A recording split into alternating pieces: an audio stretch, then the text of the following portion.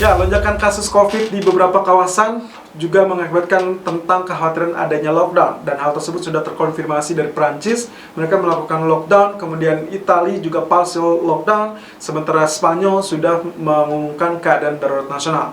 Tentunya kekhawatiran yang terjadi tercermin dari pergerakan market kali ini yang mayoritas dibuka dengan gap down. Khusus untuk emas, mereka sempat ditutup di area 1902 di akhir pekan lalu, kurang lebih di hari Jumat. Lalu kemudian kali ini atau hari ini dibuka dengan 1893. Tapi kalau Anda perhatikan pergerakannya, arealnya sudah tepat. Dia sudah menutupi area gap lalu kemudian kembali tergelincir. Sehingga kemungkinan secara teknikal faktor tekanan masih akan ada. Kalau kita lihat dari outlook DX-nya sendiri, seperti apa yang sempat saya share, ini adalah perkembangan dari head and shoulder sendiri. Kalau kita lihat dari potensi pergerakan di akhir atau di hari Jumat yang lalu, dia sempat spike, lalu kemudian kembali tergelincir. Kalau otomatis kita simpulkan bahwa head and shoulder masih tetap membayangi, sehingga kemungkinan pullback yang terjadi itu sangat normal. Nah, tapi kalau kita kombinasikan dengan keadaan berita, seharusnya dolar akan kembali tergelincir, lalu kemudian juga emas akan kembali bangkit. Kenapa? Karena faktor ketidakpastian dan juga kekhawatiran terhadap adanya lockdown. Dan tentunya pekan ini akan sangat menentukan, karena kemungkinan potensi pergerakan akan relatif ditentukan kurang lebih di detik-detik terakhir di hari Jumat. Kalau misalkan ternyata berhasil ditutup dengan bullish candle, well of course, bulan selanjutnya di November ataupun Desember, kemungkinan potensi uptrend masih tetap akan ada. Tapi kalau ternyata kembali tergelincir dan bahkan ditutup dengan bearish candle, maka bukan mustahil kemungkinan potensi tersebut mengakibatkan potensi gold kembali tertekan hingga penghujung akhir tahun. Tapi salah satu yang kemungkinan akan menopang adalah harapan terhadap paket stimulus, meskipun tidak mungkin di detik-detik terakhir, karena itu sudah sirna dan sedikit ditekan oleh Partai Republik, maka kemungkinan kita akan melihatnya setelah Pilpres berlangsung. Lagi-lagi, meskipun dengan keadaan bahwa Nancy Pelosi dari Partai Demokrat tetap mengisarkan bahwa apapun bisa terjadi di detik-detik terakhir menjelang Pilpres. Kita lihat saja, pekan ini apakah terjadi sesuatu yang mengejutkan atau memang sudah sesuai dengan perkiraan kita. Sementara ECB, kemungkinan potensinya akan melanjutkan paket stimulus, apalagi dengan adanya gangguan dari COVID-19 yang kembali melonjak. Dan harapan terhadap vaksin nampaknya masih belum bisa menutup kekhawatiran tersebut. Kita lihat technical view 26 Oktober 2020. Irfan untuk Perdana. 26 Oktober 2020 per jam 10:50 waktu Indonesia bagian Barat di hari Senin. Started from this weekend, hari terakhir atau pekan terakhir dari bulan Oktober. Tentunya Anda yang sudah menyimak dengan apa yang sempat kita kupas dari weekly newsletter, bahwa rasanya di pekan ini memang sangat menentukan untuk semua market. Terutama dengan kita awali terlebih dulu dari DXY, di mana kemarin sempat kita kupas keberadaan dari head and shoulder, dan patternnya memang sangat menakjubkan, karena memang sudah beberapa waktu yang lalu sempat ditembus, lalu kemudian ini adalah target utama di 91.21, dan kita juga kemarin sudah membahas tentang ada potensi pullback, di mana areal kenaikan masih cukup normal diperhitungkan sebagai areal pullback. Dan tentunya masih Anda ingat juga, ini adalah neckline sebelumnya yang juga akan menjadi area resisten. Lalu kemudian zona ini 92.99 ataupun 93.13, ini merupakan zona yang saya sudah tandai tadi pagi, di mana ini kemungkinan potensi pullbacknya sudah ada. Apalagi kalau lihat dari Jumat, betul ternyata apa yang kita nantikan skemanya memang sudah terjadi, bahkan sempat spike kurang lebih menyentuh atau mendekati bibir dari neckline tersebut. Lalu kemudian apa yang terjadi? Ternyata tergelincir dan ditutup dengan candlestick seperti demikian. Kalau kita lihat, kita zoom seperti ini berarti bentukannya lebih kepada spinning top. Dan ingat bahwa spinning top itu bisa menjadi indecision candle atau kita sebutnya dengan wait and see, di mana perlu untuk adanya kelanjutan trigger. Dan itu potensi untuk hari ini. Kalaupun misalkan kita asumsikan setelah mengalami bullish harami, lalu kemudian ini harusnya bullish, berarti yang akan ditekankan hari ini masih ada faktor kenaikan. Meskipun lagi-lagi skenario yang kemarin kita masih bisa gunakan, di mana yang kita nantikan adalah candlestick seperti ini, dojinya di tanggal 16 Oktober lalu. Ini adalah kita sebut dengan hanging man.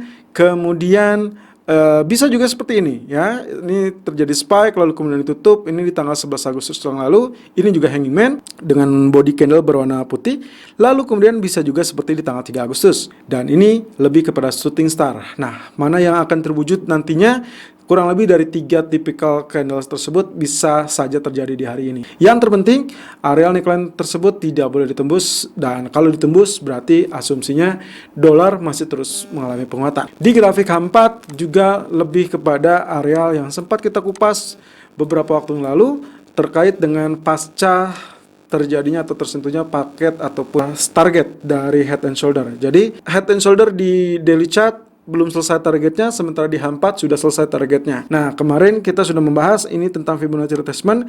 Keberadaannya saya tarik dari swing right shoulder sampai area target, lalu kemudian ini adalah swing high-nya, di mana area swing high-nya masih dalam koridor yang cukup normal, masih berada dalam area-area Fibonacci retracement seperti demikian. Bahkan beberapa waktu yang lalu juga sempat tertahan di zona 50% yang juga berhimpitan dengan area historical price. So, arealnya masih tetap dipakai.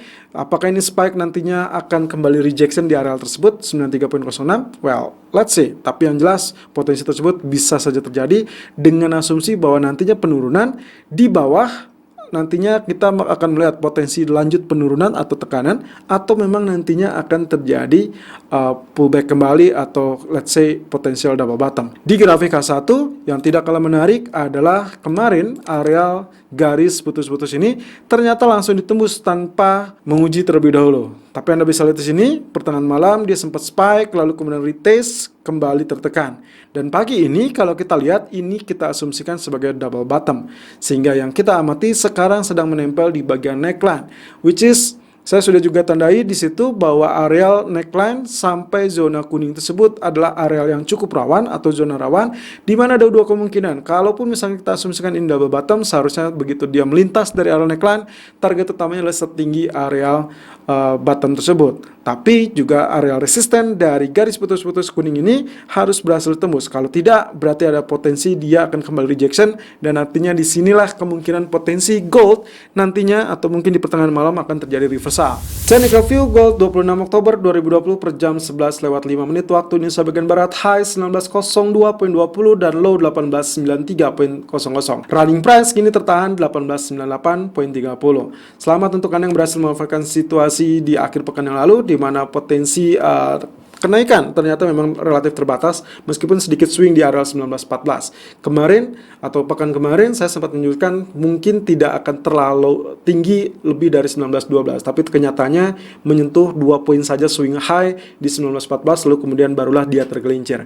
Well, of course, skenario-nya relatif sempurna, tapi juga Anda harus ingat bahwa zona-zona yang masih tetap berseliweran dalam kurang lebih berarti tercatat ini adalah kali keempat atau pekan keempat, berarti nyaris segenap 1 bulan. 1890, 1920 tidak bergeming sama sekali. Tapi hati-hati, candlestick menunjukkan ini adalah spinning top, kemungkinan potensi up ataupun down masih tetap berimbang, apalagi di pekan ini akan sangat menentukan. Ingat, stimulus masih tetap terbuka meskipun nantinya mungkin bukan sebelum Pilpres tapi lebih kepada after Pilpres. Saya sedikit menyoroti untuk grafik monthly ya. Keadaannya seperti ini, dan kalau Anda ingat dengan webinar beberapa waktu yang lalu, kurang lebih di bulan Juni ataupun Juli, saya sempat menyebutkan tentang pola yang saya curigai. Ada kemungkinan ini bukanlah cup and handle tapi lebih kepada scallop. Jadi kemungkinan potensi pullback hanya relatif tertahan, yang sebetulnya kalau kita lihat paling maksimal adalah 1828. Tapi saya ragu karena kemungkinan potensinya pekan inilah yang akan menentukan. Oleh karenanya, kalau Anda lihat dari candlestick sendiri, kalau ini terjadi let's say doji candle, entah itu inverted hammer atau doji mungkin saja morning star dan lain-lain, maka kemungkinan potensinya akan menunjukkan isyarat bahwa dia akan kembali rebound di bulan berikutnya. Termasuk juga kalau kemungkinan ini menjadi bullish harami. Itulah sebabnya pekan ini sangat menentukan bagaimana dia akan ditutup, dalam kondisi apa dia akan ditutup. Nah, kembali dalam grafik daily chart, otomatis yang harus kita ingat bahwa area support masih tetap berada di 1890, kemudian 1882 dan 1872. Sementara resisten 1906, 1913 dan 1920 yang terdekat. Di grafik keempat juga kita sempat melihat potensi dari triangle yang ternyata kembali tertekan, sehingga area resisten patut kita hapus. Sekarang yang akan menjadi acuan kita adalah areal garis trendline tersebut, di mana potensinya pekan kemarin atau di hari Jumat betul bahwa dia pullback lalu kemudian mengalami penurunan. Tapi juga areal biru pertama ini adalah support pertama kita yang mungkin akan menjadi penentu. Tapi saya rasa untuk hari ini kita lihat terlebih dulu swing low yang akan sangat kita nantikan. Sangat layak kalau misalkan ternyata penurunan akan menyentuh 1882. Saya rasa kalau misalkan kita lihat dari potensi ini pullback yang sangat sempurna lalu kemudian turun, lalu kemudian tadi pagi pun dia hanya sekedar menutup gap, di mana area penutupan pekan kemarin atau di hari Jumat berada di 1902 dan pagi ini area high tersentuh kembali di 1902, artinya sudah tertutup sempurna. Otomatis pullback sudah selesai, maka dari itu kita tinggal menantikan TP pertama, karena target kita dari pagi tadi adalah melakukan sell di kisaran 1900 ataupun 1902. So, TP pertama 1894, apakah tersentuh apa tidak? TP kedua adalah 1888. Kalau lihat dari arealnya, seharusnya ya, kemungkinan potensi TP pertama ataupun TP kedua kita akan tersentuh, tapi mungkin saja di kisaran 1890 Anda harus hati-hati. Ada apa? Di grafik H1 menunjukkan seperti demikian. Kalau lihat potensinya, seharusnya ini kembali akan menjadi pantulan. Ya, kemungkinan potensinya sudah terjadi karena tadi pagi sudah menutupi gap, tapi kurang lebih ini adalah candle di mana area pembukaan. Lalu kemudian sekarang sedang berada di 1897 ataupun 1898. Otomatis, kalau ini kembali tergelincir, yang paling memungkinkan adalah area terendah tadi pagi 1893, lalu kemudian yang terdekat adalah 1890, which is mendekati TP kedua kita 1888, lalu kemudian ini adalah area garis support yang berikutnya 1886 ataupun 1888, persis di area kita, lalu kemudian ada 1880 ataupun 1882. So, kalau misalkan Anda ingin mengincar atau mulai mengincar area buy on dip, harus di area berapa? Saya rasa yang paling relatif aman Anda bisa sudah mulai melakukan di kisaran 1885 atau yang teraman adalah 1880. Lalu kemudian averaging di kisaran 1872 dan lalu kemudian atau 1875 ya. Lalu kemudian zona berikutnya akan berada di areal terendah yang sempat tercipta beberapa waktu lalu, kurang lebih di area 1864. Nah, tapi semuanya akan tergantung dari outlook berita yang akan muncul kali ini. Selalu gunakan stop loss dan risk management sesuai dengan equity dan strategi trading Anda. Irfan untuk Agrodana.